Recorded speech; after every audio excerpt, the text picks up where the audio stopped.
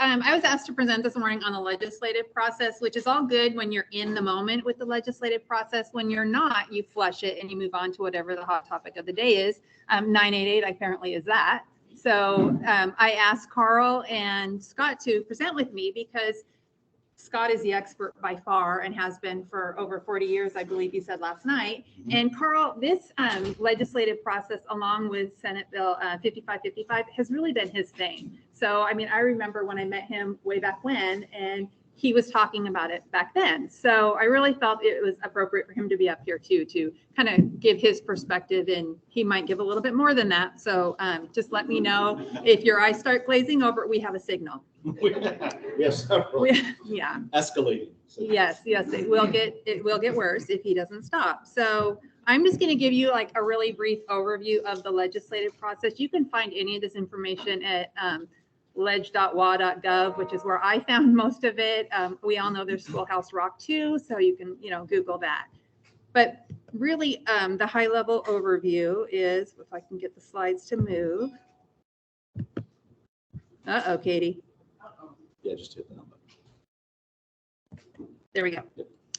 So, and this is really our agenda for this morning, knowing we only have an hour, is legislative landscape in Olympia, how a bill becomes a law, the role of the lobbyist versus the role of the interest group. That's where Scott comes in. 5555, kind of the case study. We're going to kind of talk about that as we go through this presentation. What our obstacles to success for that bill were as we worked through, how we persevered, and the success we saw from doing so. And then at the very end, we're going to talk about what's next for the PGAC. So the legislature is our state government. It's like our board of directors. They legislate, they make policy decisions, determine services, and then they appropriate resources, which is our funding. So like almost every other state, Washington has a bicameral, did I say that right? Bicameral legislature, and this means it has two chambers, the Senate and the House of Representatives. There's one state out there that is unicameral. Does anyone know what that is? Yes. Who said that? Good job. Yes, Nebraska. So that means they only have one chamber.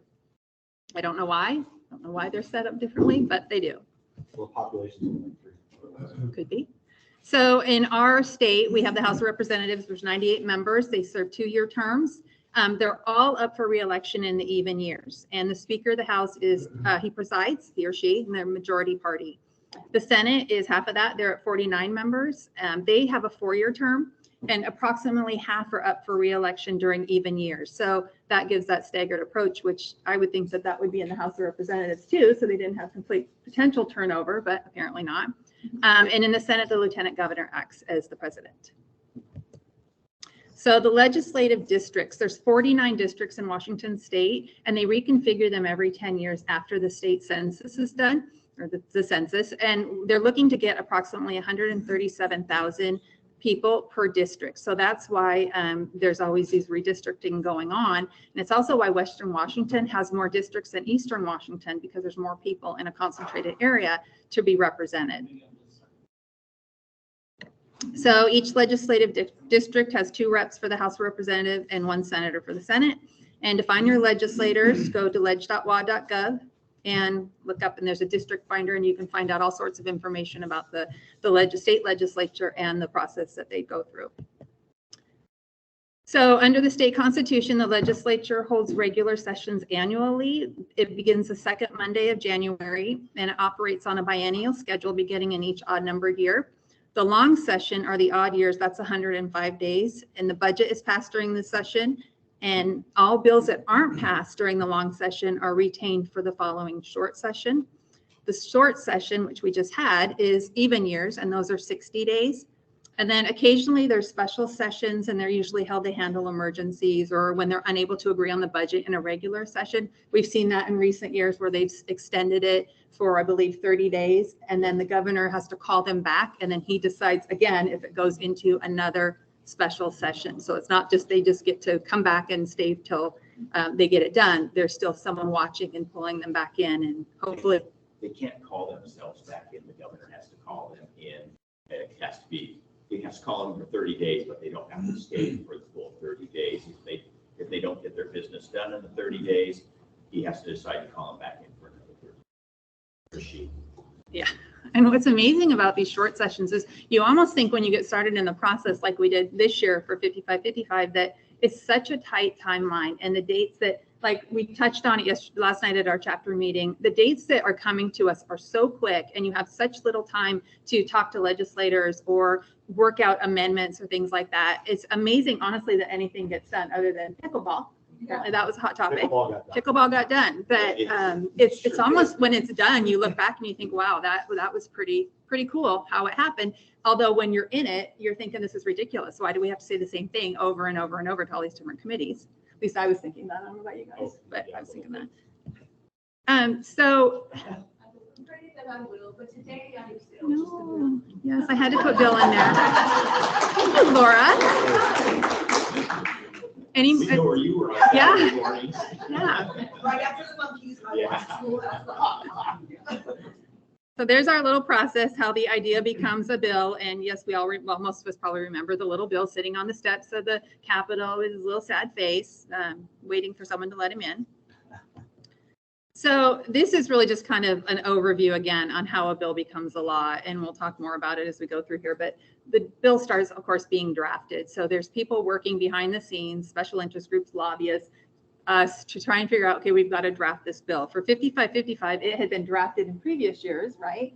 And so it was just more of, okay, it's not making it through with this set of criteria. What do we need to do to change it to get it pushed through? So you find your sponsor, you find a champion, one of the legislative, a representative, a state senator, to help you move it through, someone who's really going to buy into it and support it. And we were very fortunate, as we were a few years ago when we went for the 0.2%, we had Senator Hunt help us get that through. We again had Senator Vandeweghe, very, very supportive of this. And then as he started going through, more senators and representatives came on board. So the more you build that behind the scenes help, the better chance the bill has of going through. So there's the bill introduction, and then they refer it to committee. There's public hearings, there's potential executive sessions, and then there's the rules committee, and that's called the kill zone. And I was reading up on that last night, and as Scott has said, that's where they go to die. So if there's, for whatever reason, somebody in that in the legislature does not want something to go forward, it can just sit there and die, meaning no action is taken on it, and it just kind of fades away.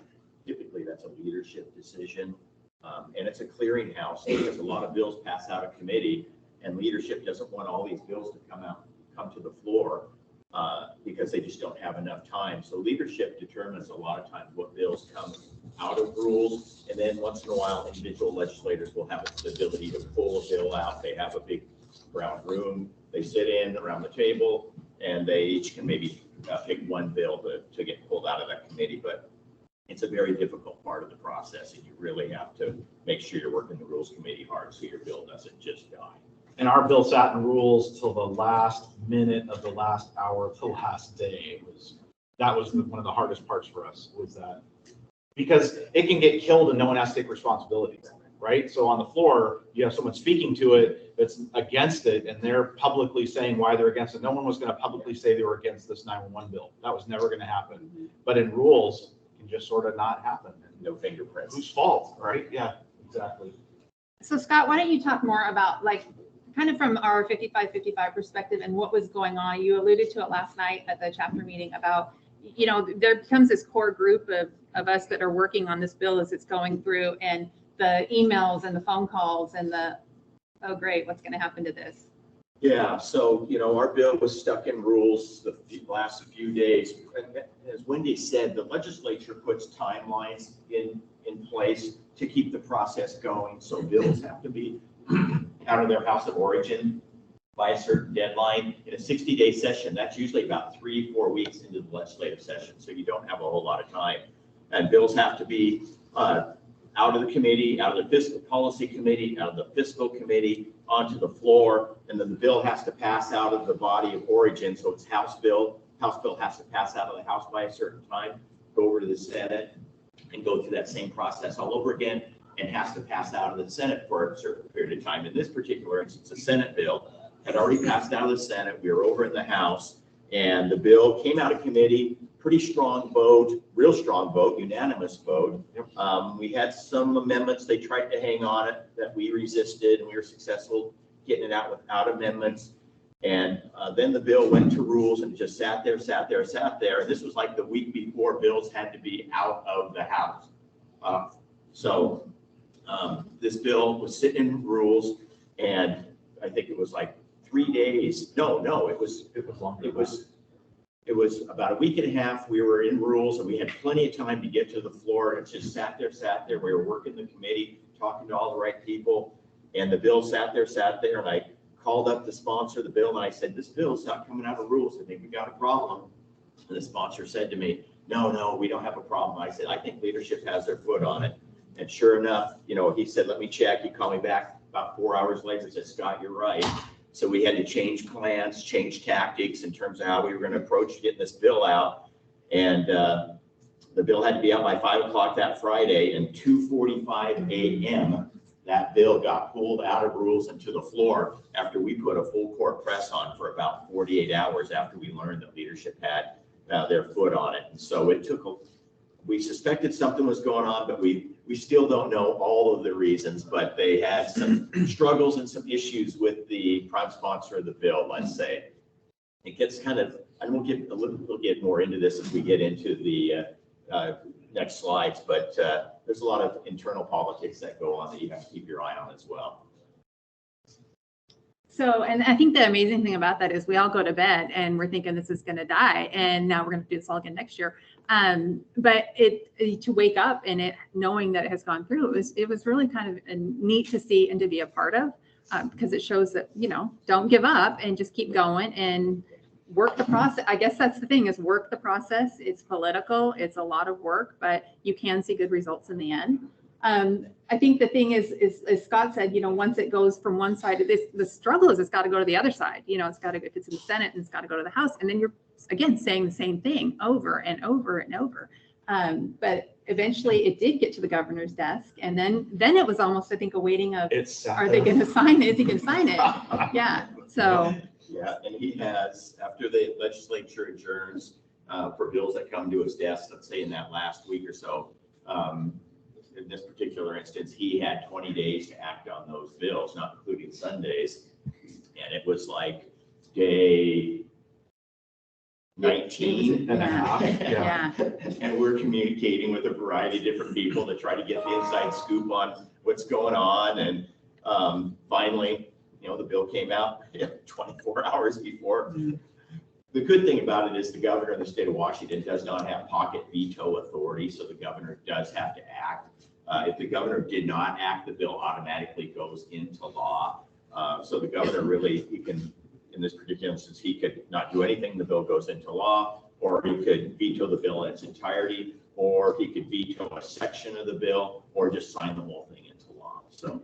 And unfortunately, he signed in the 9/11 bill as opposed to 9/11. Yeah. For any of you that watched that. Right. Okay, so next up is influencing. Scott, this is you. Great. So what I really like about this slide is it really sets forth a couple different roles here. It sets forth a role for me as the lobbyist of the association here. And it sets up a role for you as well, which we call the grassroots or advocacy component of influencing the legislative process. And so really my role, as you can see here, is to have a firm understanding of the legislative process. That's really what you need to have out of your lobbyist, is somebody who is able to understand the process so that they can make the process work for you. Of course, have a network of relationships, extremely important. Legislators come and go. I mean, there's some legislators that were elected 2 years ago that I haven't even met yet because of the virtual legislative sessions that we have. And some of them decided not to seek re-election, so I'll never have met those individuals. But the goal for me during the interim, which is this period between legislative sessions, is for me to get out and meet with legislators from around the state on behalf of my clients. And I identify certain clients that have certain relationships with certain legislators, or those legislators should be interested in these issues, and I try to connect the dots that way and start building those relationships, because really all of your groundwork is laid in the interim here. That's when you have the most time to meet with legislators, get to know them. You go visit them in your district, you're not competing with a lot of other lobbyists and other constituents when you're up on the Hill for a 15-minute meeting, where if you go to the district, you might be able to get as much as an hour-long meeting. Plus, it's a lot more convenient for you, especially for those of you that don't live in close proximity to the Capitol campus. The other thing that is important for your lobbyists to do is really to build alliances with other strategic partners out there. And for an organization like this, our strategic partners really lie in the first responder community. So working with the different trade associations that represent, police and fire and other organizations is extremely important, because, over the course of legislative sessions, there's some overlap on some of these issues, and you begin working with their lobbyists and you let them know that this would be an important bill, will impact them as well, and try to explain to them why it should be important to them and why they should get on board and participate. Access to key influencers, making sure that we are getting in to see the right people is part of my job. Also, opposition research, understanding exactly where the problems are going to come ahead of time and trying to think 4 and 5 steps down the road. So when we're introducing a bill in the Senate, I'm already thinking about what the challenges are going to be in the House. I'm thinking about what the time frame we have and where we need to be. And for those of you that were with us last night, that becomes part of this roadmap that I lay out, or blueprint for the legislative session. I have to kind of put that together in my mind before the session even begins, so we can start making sure that we have something that we're following. At times, we're going to have to deviate from that simply because there's something unexpected that came up, which we saw several times over the course of this legislative session. And then you need to plan for that, but then you also have to plan to get back onto your strategic plan. And then, of course, when the time comes to call in the troops or rely on the grassroots to start communicating the message. And that is all about timing. You really, on that, you really have to be mindful of issue fatigue and people that communicate. When you call people up, you don't want to be wasting their time. You have limited time. And so we need to make sure that when we're asking you to engage, that is really, really important, because we don't want to be going back to the well too often, because you'll start to see drop off over the course of a legislative session in terms of participation from those that are the constituents of this particular issue, the stakeholders, the grassroots advocates such as yourselves. As far as your role is concerned, as far as the grassroots, it's all politics is local. You hear that all the time. That's a favorite saying of a lot of folks, but it really is. Legislators are going to make their decision based on their relationship with you, the knowledge of your issue, and the story that you're able to tell. We need to always create a groundswell of support around these issues when we're working them on the Hill. If it's just Scott up there, going in and talking to legislators, I just become a talking head to them after a while. They expect me to be making a pitch on your behalf. The folks that they really want to hear from are you folks that are out in the legislative districts, their constituents, those that vote them in and out of office. They're the ones that, you're the ones that they want to have that relationship with and be able to hear your story. You want to have multiple contacts with your legislators over the course of a particular year. It doesn't always have to be around a particular issue. Keep them engaged on a regular basis on different things going on at your facility, at your PSAP. Bring them in, talk to them. If there's an interesting story that's come up that or something memorable with your facility that's coming up, shoot them an email, let them know, invite them over, or just give them a heads up on something. It's just another touch point, an opportunity to continue to establish those relationships. Again, you're the ones with the story, not me. I can tell your story, but not nearly as well as you, because I don't live it every day like you do. So that's where your voice becomes very, very important. We want to create a sense of urgency around these issues, because they have a lot of bills that come before them in the course of a legislative session. There's several thousand bills over a 2-year process that come before the legislature. And so you have to find a way to get your bill to rise above the noise and rise to the top. Otherwise, these issues just fall through the cracks. They may get a hearing, but there's no sense of urgency on it. The chair's going to move those bills where they're hearing the most noise. And so in Olympia, the squeaky wheel definitely does get the grease. And personalize it. Personalize the issue for them, for your community, for your particular PSAP. It's important that they feel some sense of ownership with what you're doing in that community, and then they're going to be more inclined to want to go to bat for you. And then, hold them accountable on issues. If there's things that come up, if things get said, if there's misinformation out there, remember that you're the resident expert on these issues, and we want them, if they're trying to figure out what to do on a particular bill, whether it's a bill that we've advanced or whether it's another bill that we've asked you to engage in that we are opposing or would like to support or would like to amend, if there's information out there that needs to be clarified that you feel is inaccurate,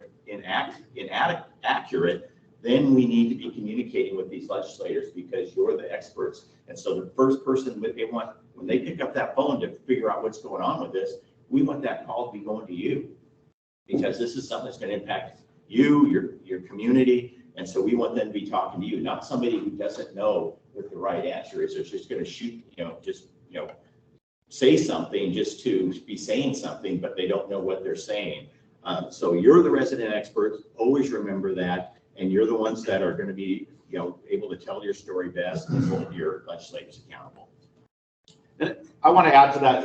This is a nice list, but the other part of that is Scott's always combing through the literally thousands of bills that are out there with an eye to, does this impact 911 somehow? Or does it impact public safety somehow? And then he funnels that to us, and we look through those. We bring them back to the chapter. We want to support, oppose, stay neutral. How do we want to play all of these? And so we were involved in probably 6 or 7 bills at some level, at least recognizing that they're probably going to impact us. So, and some of those were those big law enforcement referendums that went through this last session. We were looking at all of those and offering our, both our testimony as well as our either support or whatever those conversations were. So, and the 988 bill is another good example. Exactly. Where we worked in that bill.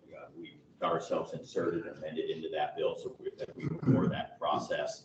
That was not this last session, but the previous session. And to Carl's point, bills get introduced every single day upon the legislature. They have introduction sheets in the House and the Senate. I comb through all those introduction sheets on behalf of my clients. I have a bill tracker that I set up on behalf of my clients. So if I see a bill that I think is going to be of interest to a particular client, I put it in that client's bill tracker, and then I put a little comment down by what it does and who's the prime sponsor of it and whether or not I think it's going to pass. Interestingly enough, you do this long enough and you see bills get introduced, and I can just tell right away that there's no way that bill's going to pass, or this bill's going to have legs, even if it has 30 or 40 sponsors on it. Sometimes you just know that something's going to not pass, or at least have a chance, or we'll get a hearing, and then maybe that will be as far as it goes. And so every week I put together a weekly report for the leadership team that we had put together for this legislative session for Carl and Wendy to go over, and I send them an email with that tracker and also a list of the hearings coming up the following week, to let everybody know that these bills are coming up for hearing, and if I need somebody to be available to testify, it's at that particular point in time that we pull the trigger on that. But we don't, we don't have the advantage of having 2 and 3 weeks notice on some of this stuff. We have to be really ready to respond in a moment's notice, because that's just what the legislative process is. You just don't have that luxury. So, I love to tell people that lobbying it's not a spectator sport. You really need to be involved if you're going to be expecting to shape public policy. I see people come up there on a bill that you think is going to move through the legislative process, and some average Joe or Jane comes up sits down and testifies. They don't represent any particular organization, and they say a few words, and all of a sudden it resonates with a couple of members on that committee, and all of a sudden that bill gets derailed. So you have a lot more influence than you think you do in this legislative process. It is very much a citizen legislature. People like to think that, I don't have a whole lot of influence, so my vote doesn't matter, my call doesn't matter, on and on and on and on. But the fact of the matter is, it all matters, and that you have the ability to influence this process more than you know. So I encourage you, you know, if you've been on the sidelines, to get engaged in the future. And for those of you that have been active and out there working with your legislators, you know what the payoff looks like. And Senate Bill 5555 is a great example, but the 2/10, I mean, we've had success on some issues over the last, you know, decade. We've been able to influence this process, but in order to be successful, you have to build those relationships with your legislators. It's very hard in the middle of a legislative session to cold call your legislator and expect them to be responsive. They're going to be much more responsive if you've had a chance to get to know them. They know who you are. Again, they know you as the resident expert. You have credibility in the community. You walk in many of the same circles that they do. If they're at a first responder type meeting where there's law enforcement and fire and yourselves, you know, don't sit on the sidelines. Go up and engage them and let them know that you're part of this first responder community, because a lot of them, when they think about first responder community, they don't think about 911. They think about 9/11, right? You know, it's like, it can be frustrating at times. Also, make sure you understand the issue. Don't, you know, try to wing it. You know, if you need help or you have questions, you know, you can reach out to the leadership team here, and we can provide support with you. Or in fact, I could even potentially come up and be a part of any meeting that you have with the legislator to make you more comfortable with that. So know the facts, understand the issues, stay on message. Extremely important. Don't get going off on rabbit trails, because there's a possibility that you might say something that is a trigger word or something that gets these legislators going off in a totally different direction, and they forget everything else you said, and they focused on something that really wasn't the whole point of the meeting. I call it a rabbit trail. And then also, you know, we just try to keep the politics out of it. You know, these folks, you're going to have Democrats and Republicans, conservatives and liberals that you're going to be meeting with. And it's just, you know, try to avoid those issues as much as possible. As a lobbyist, you just have to figure out a way to kind of dance around all that. But try to know all that going in, so you kind of have an understanding where these people are coming from in terms of their political philosophies, and it will help you in your conversations with them. I think we saw that too with the 0.2% is when we went up on the Hill to talk to a certain senator, and we were there. So we're talking about increasing it to 0.2%. Well, for Thurston County, that was so we could replace our, you know, aging radio system.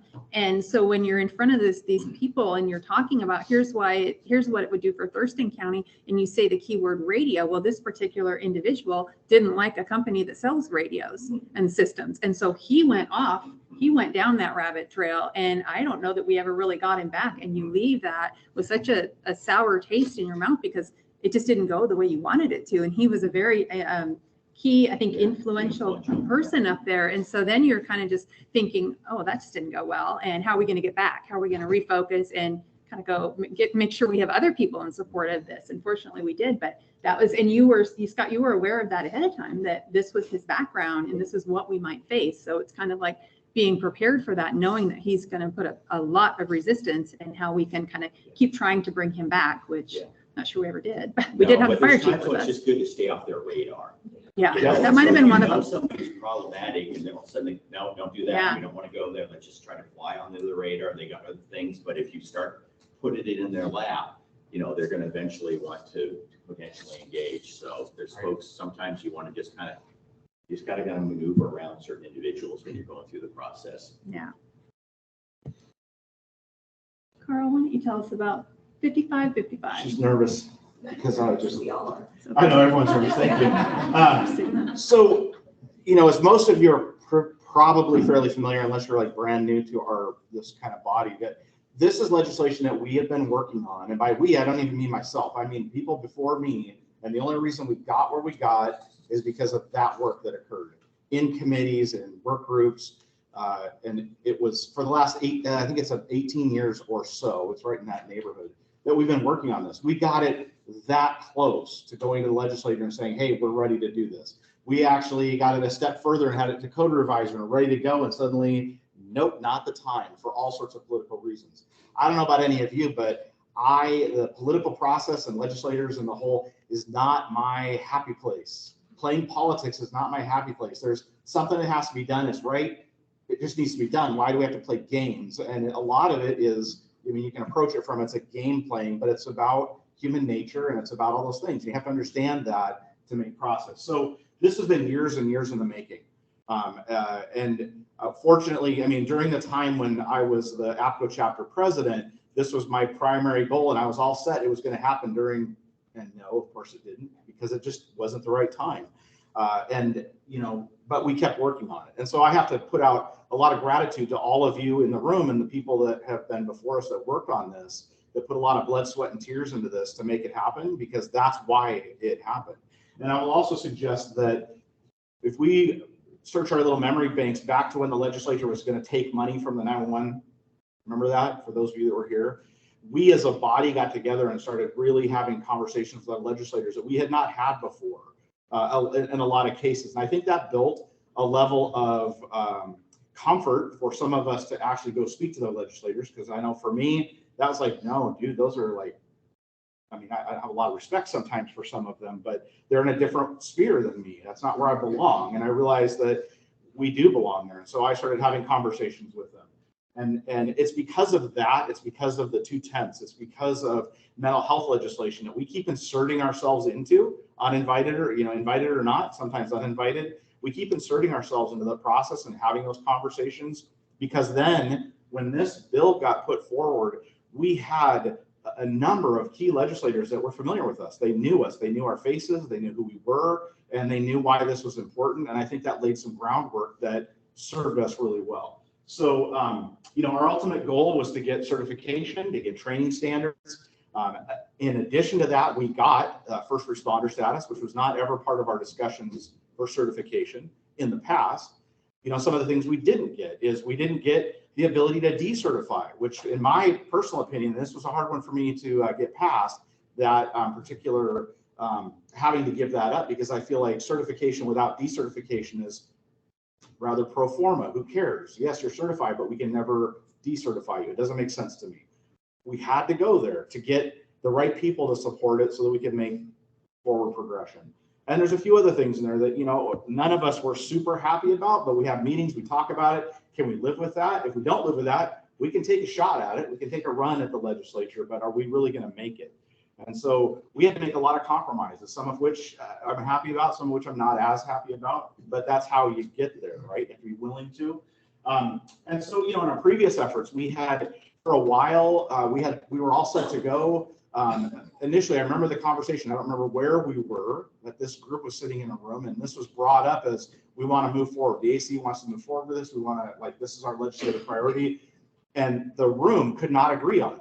There was a lot of sticking points, whether it was CJTC was going to manage it. And there was a large group of people that were, yes, CJT is the right place. And a large group that were like, if it's involved with them, no, it's an absolute no. So we couldn't even agree on the concept of certification. I think we all sort of thought, yeah, probably important.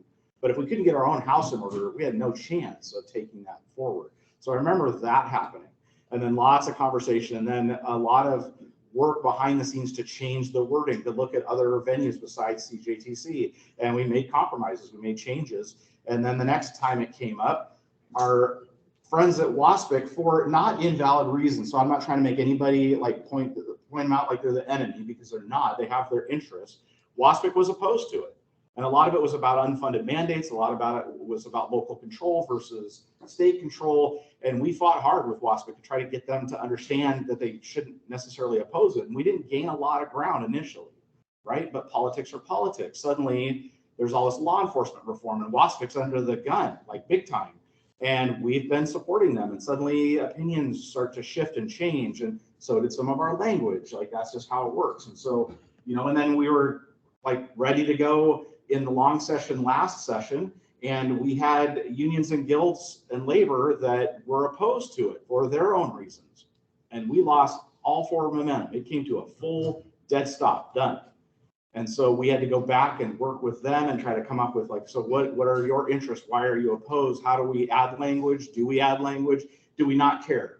We're going to go to the legislature anyway and let the guilds and unions, but we know they have a huge voice. Scott knows that very well. They had a huge voice at the Capitol. So if they're really opposed to you and they make it their priority, what are your chances, right? And so those are the hurdles we looked at. And as you go in even broader terms, when we came to this particular session where we decided to drop this bill, as we're sitting in rules and nothing's happening, it had nothing to do with our bill.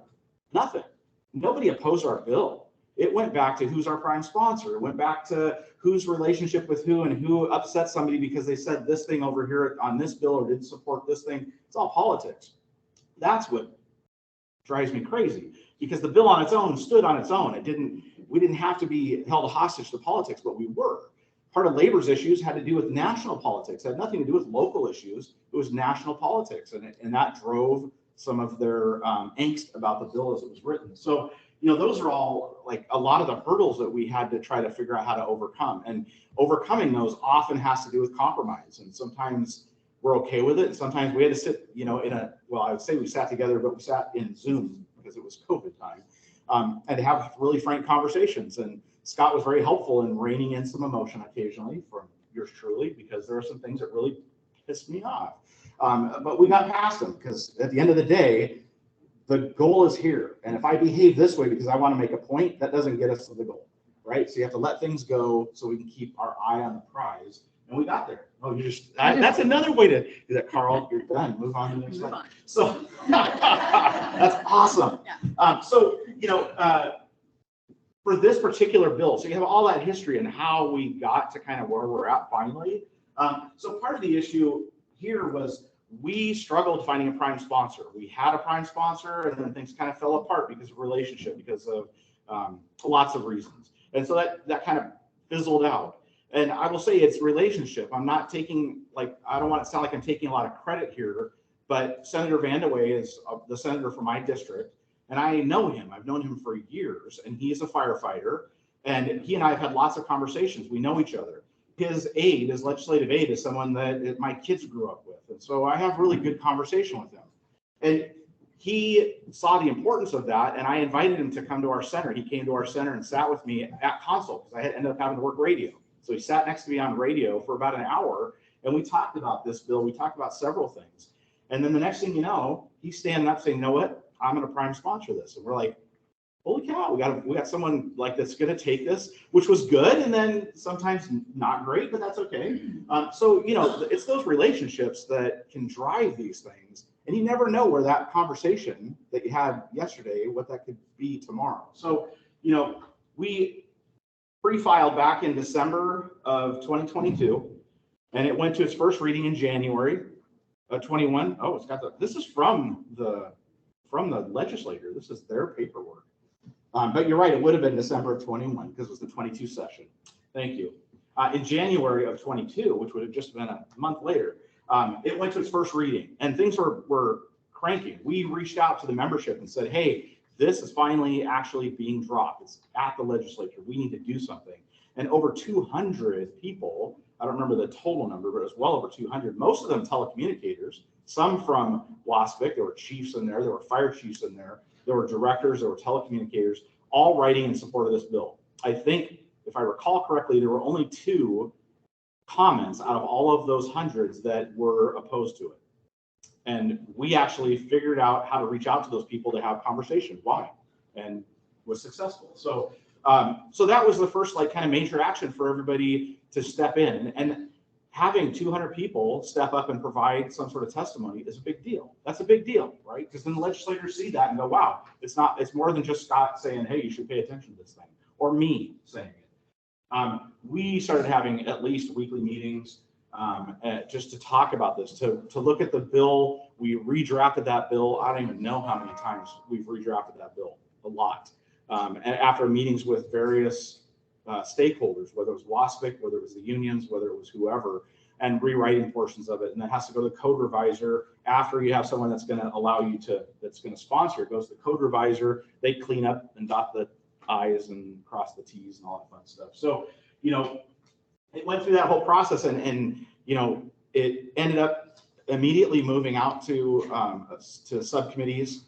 and moved through the process fairly quickly. Every vote that was held was either unanimous or someone wasn't present, and it was an abstention. So we felt really good about how it was moving until it moved to the House. And like we knew was going to happen, it moved to the House. They brought it up on the floor. It was moved immediately to rules, and that's what you know from there how exciting that was. And so this is available if you really like all the dates and times, and it is also on the wall edge just to kind of get an idea of all of the work that went behind that and the process that it has to go through. There's no shortcut. Like it has to plug through this process. Yeah, so can I mention something? Oh, absolutely. Here. So Carl mentioned pre-filing. Just so you understand, pre-filing is something you do before the legislative session starts. You can actually get a bill, get it pre-filed, and then on the very first day of the legislative session when they convene, all those pre-filed bills get read in. And so by pre-filing that bill, you have an opportunity to have a hearing that very first week of the legislative session, because those legislators who sit on those committees that with their staffs, they're looking at the bills they think are going to come to their committee. And so all those bills that are going to be pre-filed, they're looking to see, okay, which one of those are going to come to my committee? Which ones do we want to hear?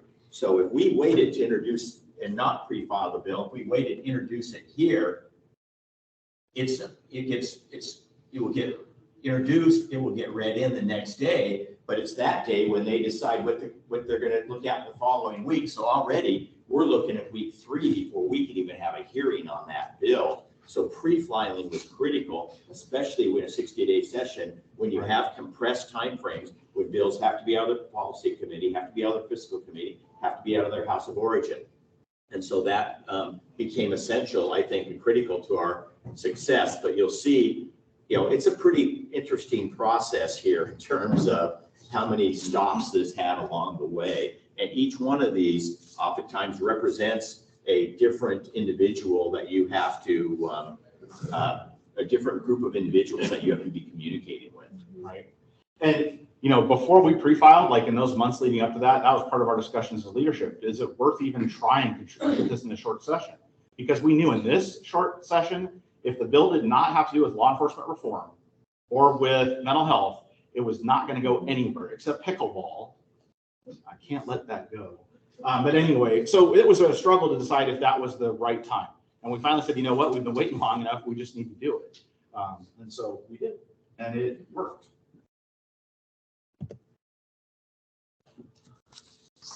So, we've alluded to some of these, and while some of these were obstacles, they were also kind of beneficial in a way, because while they're obstacles to us, they were also obstacles to people that maybe weren't thrilled with the idea of this particular bill. And so, the fact is there were a lot of political and stakeholder hurdles, which we've already talked about, between WASPC having some opposition beginning until we made some changes, labor the same way. The fact that it's a short session, those timelines are like on. If you miss a deadline, you're done. You're done. Our feeling really was we were going to approach this, we were going to submit it, we were going to get in line, get some things heard, it would not make it, and then we would re-approach it in long session, where now everyone's sort of heard about it, we should maybe get some traction in long session. That was really kind of our battle plan initially, because we didn't think we had a real chance of making it. COVID and virtual sessions was huge. Like Scott said, especially last night, he talked about it too, is that during a real session, he's at the Capitol, walking down the hall, ambushing people when they go into the bathroom or when they come out of the bathroom, passing notes. I mean, that's the political process, right? We had no access like that. There was zero access. Part of that helped us in a way, because then labor and other folks that maybe had some opposition did not have that point of contact either, right? So it played it both ways. So, a lot of it was the fact that we met constantly. And we were constantly thinking, okay, now this legislator is interested, but what's their angle, and how do we, reinforce why they like it and downplay why they may not like it? And do we need to change strategies? We were looking at the House at first, and we switched over to the Senate because we had more traction in the Senate than we did in the House. So, a lot of those things are out of our control. The fact that the prime sponsor maybe pissed somebody off somewhere who's now got their foot on a bill, we don't have any control over that, right? But recognizing those things happen so that we can reach out to leadership and say, hey, we don't know why, but this is really important to us, and please don't let politics get in the way. And our directors did that. We had people from all over the state calling and talking to people on those committees saying, we don't know what's going on, but you need to understand this is really important to us. And I got to tell you, I think every one of those phone calls and those letters and emails that were sent out, that's what did it. It wasn't, we were part of it, but that's what drove it. Let me mention something quick here. So the thing that people have to understand is when you introduce a bill, very seldom does that bill come out the same way it went in. It gets amended. There's other people that get eyes on it that want to influence. Sometimes they bring up good points that you say, oh, you know what, we can make that change. Or they bring up things that are just deal breakers that you can't change. But I think the job of as a lobbyist is really to ground what the expectations are going in. You talked about this a little bit before, is, you know, what's the most important thing in here? What is it we want at the end of the day? What are the key things? If there's 10 things in a bill, what are the major things that we really want to come out of here with? And you have to make decisions along the way, sometimes in order to get a bill through the legislative process. But as long as you're meeting your ultimate objective, some of the other stuff that you give away are just giveaways. That's really all they were. At the end of the day, they weren't really the primary focus of the bill, but they were starting to create issues for the bill. They were starting to bog it down. And also it provided the opposition with a hook. And so my job is really to go through a bill as we move through the legislative session and find out where the arguments are against the bill and determine whether or not we can change those. We could either get rid of them or we can make some wordsmithing changes to make them more palatable to somebody. Right. But as we move through the process, you know, language gets moved around, some language gets moved out, other language gets moved in order to try to perfect that bill to keep it moving through the process. At the end of the day, you know, the whole process is about compromise. But having said that, we came out of this legislative session having made a few compromises, but really came out of there with most of our objectives. Right. And we made some compromises with secondary PSAPs, and there was an amendment that was made on the floor that altered that compromise. And it came back to us and we said, that's a hard no.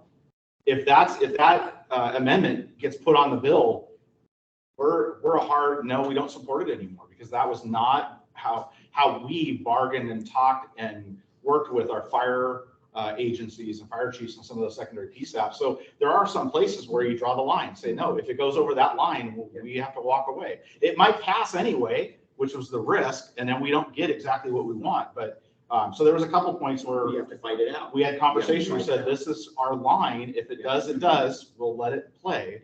But we can't support that particular amendment, and here's why. And we had to have those conversations. There were some challenges there. So I think the same is true with staffing, you know, with all of our staffing struggles that we're all facing. One of the, I don't remember which house it was in, but they wanted to bring in some kind of control over how the PSAPs are staffed and what are we going to do and what's the state office going to do to get us back to full staffing by, you know, 2025 or whatever it is. Well, that really wasn't the focus of this bill. So, you know, they hear these, you know, the legislators hear your stories and they hear what you're trying to do, and then their minds kind of go off this way, like, well, wait a minute, I keep hearing that there's staffing issues. Well, let's talk about that. Let's bring this in there. Well, no, that's not the focus of this. And I don't know about you, but I don't want anyone telling me how I have to be staffed and how we're going to get to that by X number of years, because you just don't know. But the sad part about that is that amendment said that the state would ensure that all PSAPs were 100% staffed by this date. Now, we're not sure if that means that we have to hire like convicts because we can force labor. Like, we're not sure how to get there. They didn't say how to do it. They said you shall, and we were like, no. How the hell can you guarantee that we'll fill every seat? But I wanted to put that all on Adam and say, good luck. Let us know how you do it. Yeah, what were the obstacles? Another one was just getting this bill up to a level where it's going to be a priority for these legislators, because they were so focused on 988, mental health, and, you know, going back and readdressing some of the law enforcement reforms that they made in the previous session. And one thing I wanted to mention that really helped to start elevating this issue was the study, the 911 study that came out, that was put together, and that the state office, when they presented the study with their key recommendations in front of Representative Ryu's committee, this issue as far as training and certification was one of the top recommendations coming out of that study. And they had an opportunity to present that in front of one of the key committees that really helped to give this credibility. Mm-hmm. Yeah, there's a lot of elements of kind of perfect storm that got us where we were. And a lot of it was just the back work. All the work that's been done over so many years is what did it. Like, we just hit it at just the right time. Well, and how we responded, and we talked about this throughout this presentation, and we talked about it last night, is those emails from Scott, those phone calls, the multiple meetings, like at a moment's notice with the core team, is you have to be ready, and not all of us could always hop on a call at that moment, but others picked it up. And you know, Katie did a tremendous amount, and Jason and Laura, I mean, everybody just kind of rose to the occasion, and they talked to the people that needed to be talked to. And Katie would put out notices to our employees, you know, on APCO Nina, and trying to let people know, speak up, because it will get heard. And it's pretty amazing that it worked. And it's nice to see, I think, because sometimes we do think that we're just one vote or we're just one voice and why bother? But this was a true example of how it can work. And it was pretty cool to watch. And your leadership team went above and beyond. Let me tell you, I mean, I can't tell you how many times I was communicating with folks at 7, 8, 9, 10 o'clock at night. Weekends. On Saturdays and Sundays, we're communicating.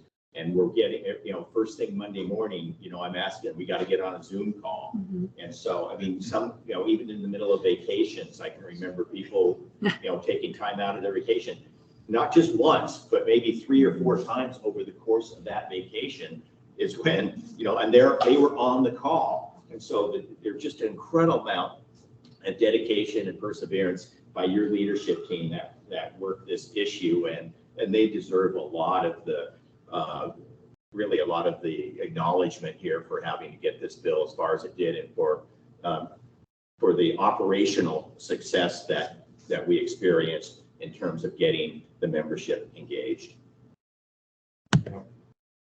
Yeah, I mean, that's it right there. Mm-hmm. And I have to tell you that if any of you participated, watched any of the process, there was a number of times when we had telecommunicators actually giving testimony by Zoom, far more powerful in person, but by Zoom, a much wider audience, that brought legislators to tears. Because, and I'll tell you, some of our stories are pretty powerful, and almost everyone in this room has. That's why it hits you, because we have those stories, and that made a difference. That made a huge difference. You touched an emotional hotspot for legislators. Suddenly, they care a little bit, where before it was just we're pushing paper, right? So that was a big deal. And follow up. I talked to Kevin, and a couple days later, I'm back talking to Kevin. I'm talking to his LA. And all of us were doing that. It's that constant follow up. And hey, did you know this was happening? Or what do you think why is this happening? And what can we do? And who do we call? There's still a lot of work that needs to be done. This legislation, and again, if you watched it, if you didn't, go back to, is it WGTV or TVW, thank you. It's all recorded. Listen to Kevin Vandeweghe as he read the bill on the floor. He put the bill out there, but he also said, this is just the beginning. We need to look at retirement. We need to look at, and he just listed, and it's like, this is why we're doing this, because we have to go somewhere with it. And I appreciate that he set the stage that way, because now we're working on next steps, which is really critical. So understanding that this isn't a perfect bill. It's not exactly what any of us wanted, but it gets us a starting point and a foot in the door, and that we're going to keep moving forward. And we did want to, because we love Laura so much, to talk briefly about her interactions and through Valleycom and how that helped the process as well. Mm-hmm. I can do briefly. So through this process, this was a high school civics class. Actually, it was a master's degree, I think, in civics and legislation class in about 3 months. It was incredible. But through this process, I did meet Tina Orwell, who is a representative in, I think, the Des Moines West Hill area that Valleycom serves. And I invited her to the center, and she came. And I also was smart enough to invite my mayor, that same area, because you don't talk to your legislator unless you talk to your mayor too.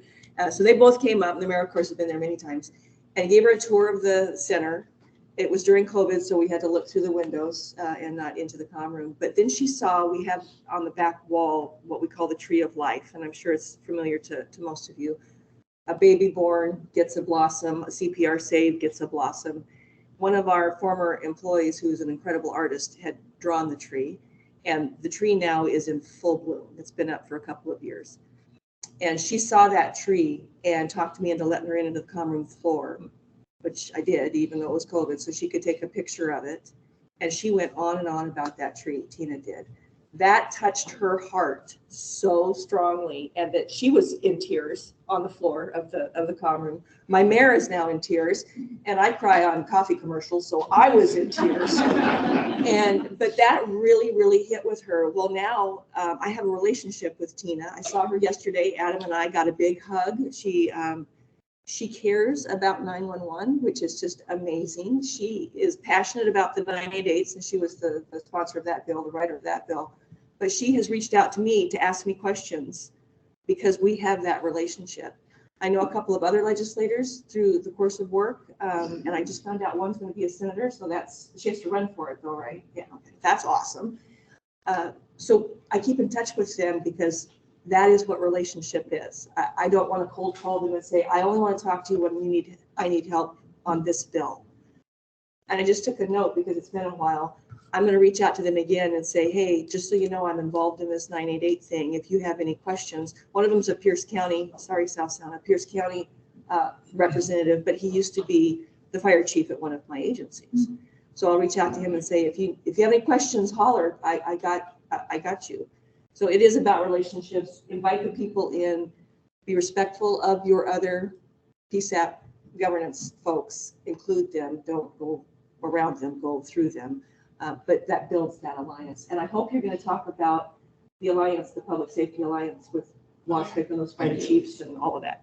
So just one real quick thing about what she mentioned there. So when this bill was on the floor for final passage in the House, Representative Warwell got up and spoke about it. She spoke on the bill, but then she referenced her tour of the facility and she talked about the Tree of Life on the floor of the House of Representatives. I emailed you immediately on that to let you know. And so you can just see the payoff right there. She remembered that, and that really sort of resonated with her. And she's going to hold on to that for life. Cool.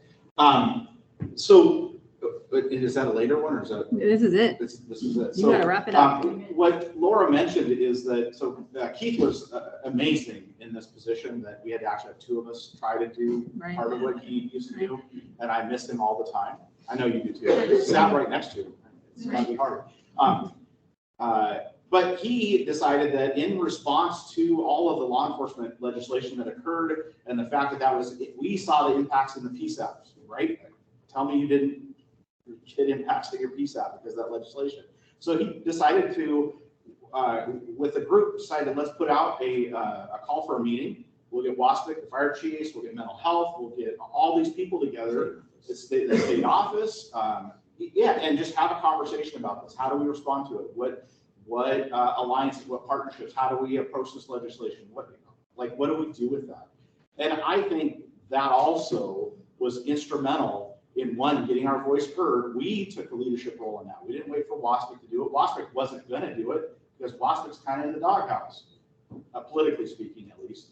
And so the fact that we stood up to do that was extraordinarily beneficial, and it helped kind of inform our strategy and our approach when we want to drop this name and maybe not drop that name or that organization, right? Plus, it also helped with our ability to influence influence the rewrite of those laws. And so all this was happening in the fall when we were rewriting laws and when the legislature was rewriting the laws. And so as a result of that work group that was pulled together, WASPIC actually welcomed our input. And during those calls that these legislators would have with interested stakeholders, we would get to see their rewrites in advance of the legislative session and be a part of perfecting those rewrites and have an opportunity to talk about the impact that those original laws were having on our community and changes that we wanted to see made that were within reason and were within the scope of the bill in terms of what they were exactly wanting to accomplish. And so we had that opportunity to really influence those bills before they even got dropped in the 2022 legislative session. Yeah, exactly. So yeah, it's about strategy. It's about the fact that we have strong support. Vandeweghe, as long as he remains a senator, is going to be supporting all of these activities and leading these activities. And I'm going to go touch back on that here in just a second. RIU as well.